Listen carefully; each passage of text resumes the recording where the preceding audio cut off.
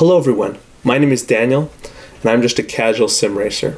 And today I'm talking to you face to face for the very first time about how to begin sim racing. On the table here is my very first sim racing wheel, and I'm going to go through my journey of how I began sim racing and talk about what I believe I did right and what I would change, and give you just some of my experience to help you as you begin this new hobby. I don't know how you got into or became interested into sim racing. Personally, I was a teacher at the time and had some free time in my afternoon. And so I began to look into this new hobby. And so I'm going to cover 3 different areas. First, what I recommend is beginner equipment. Second, what do I recommend is a good beginner sim.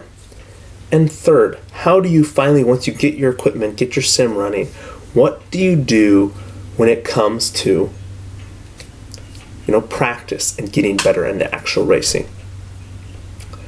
So before we get into any of that though, you're going to need a computer, and that's one of the things that people forget. It's kind of a hidden cost sometimes. They assume their computer they already have is good enough, but a lot of times you're going to need a pretty substantially powerful computer. I'm going to recommend building your own. There's plenty of great guides. $600, $700, $800 should be able to do it, and adequate in terms of 1080p one monitor.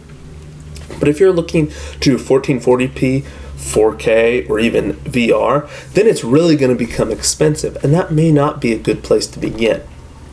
So look out there on the internet for build guides for reasonably affordable, PC capable of sim racing, the modern games available.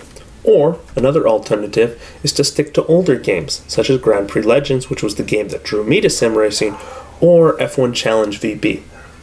One great place to start is, of course, looking for cheap used equipment.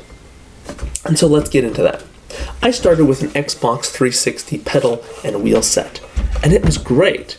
I think this was a great place to start. I got it used for less than $100. It doesn't have force feedback, but I think something similar to that would be awesome. Or even a used Logitech G29 or Thrustmaster T150. Those are other great entry-level options that do have force feedback. I still recommend getting them used if you can. Remember, we're just trying to figure out, is this the hobby that we want to get into? Because I've seen so many new sim racers who want to get into the hobby enter into, the equipment sits unused in a closet or attic after just a few weeks because they're just not that into it. So we don't want to sink tons of money into this new potential hobby. So start with some cheap equipment. I think I started at a great place, and I recommend you start there as well. Now when it comes to sim racing, what type of sim you want to use and drive, well, I start with Grand Prix Legends. I highly recommend the game if you're already got your feet wet in sim racing. But starting out might not be the best place. Yeah, the physics are great, and so is the community that builds amazing mods, amazing, top notch. But it is a difficult sim to drive. Therefore, I'm going to recommend you check out my top 10 free sim racing playlist.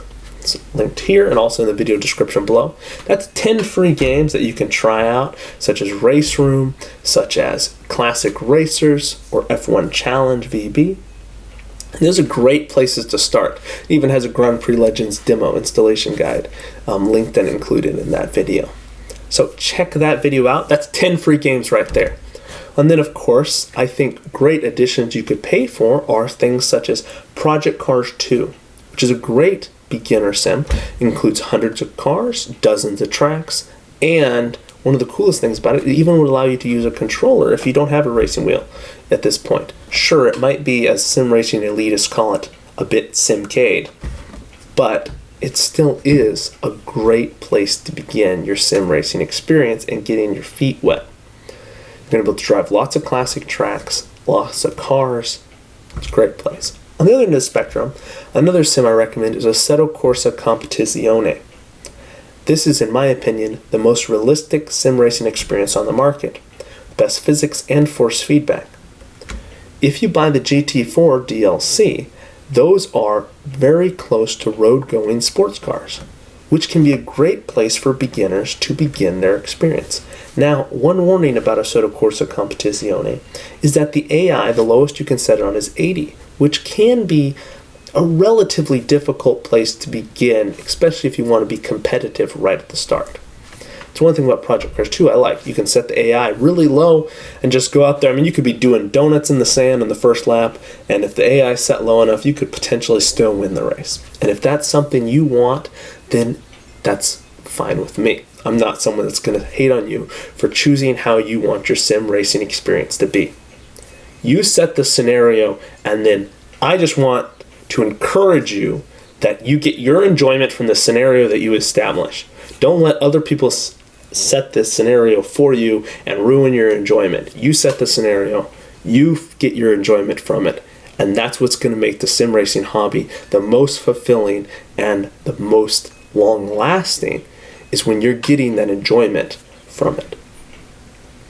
Finally, how do you get the practice and how do you get good at sim racing? Well, don't jump in the first online lobby you see and just go ham with other racers. You're probably going to ruin someone's race, and they're not going to be happy about that. So instead, why don't you look at, hot lapping? That's what a lot of experts say.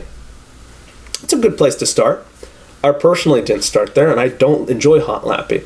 I hot lap for my Monday Mod download videos for the sake of, making the video process a bit easier, taking one car on one track, that are downloadable in the description, but that's more for ease of production because these videos aren't made overnight.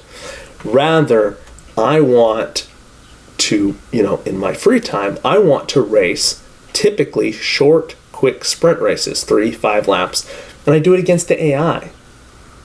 Just for an example, in a set of Corsa Competizione, depending on what car, what track, or just what type of mood I'm in, I'll typically set the AI between 86 and 90, which is not crazy high. But then I don't practice that much. I don't do hot lapping. I skip qualifying. I skip practice because I want to race. I have limited time each week. Even less time now that I've started, doing this channel. Because I have a job as a law clerk. I have family that I have to, spend time with. And that's a big part of my life. I have other obligations, other hobbies. I love working out. I have a life outside of sim racing. It's not my only hobby. It's a fun one. And so, as a casual sim racer, I'm going to put it out there and say, you know what? I hope you have fun even if you have a busy life, and it is totally possible. You can have fun if you only have an hour a week to dedicate to this hobby. Start simple, start cheap, low investment. That way, if things don't work out, you haven't invested that much. So, I hope some of the things that I've said today will prove helpful as you, go out there and look through the, it seems like almost an unlimited supply of information that's out there regarding getting started in sim racing. But I wish you the best. I hope this video was helpful. And most of all, I hope you have a great rest of your day.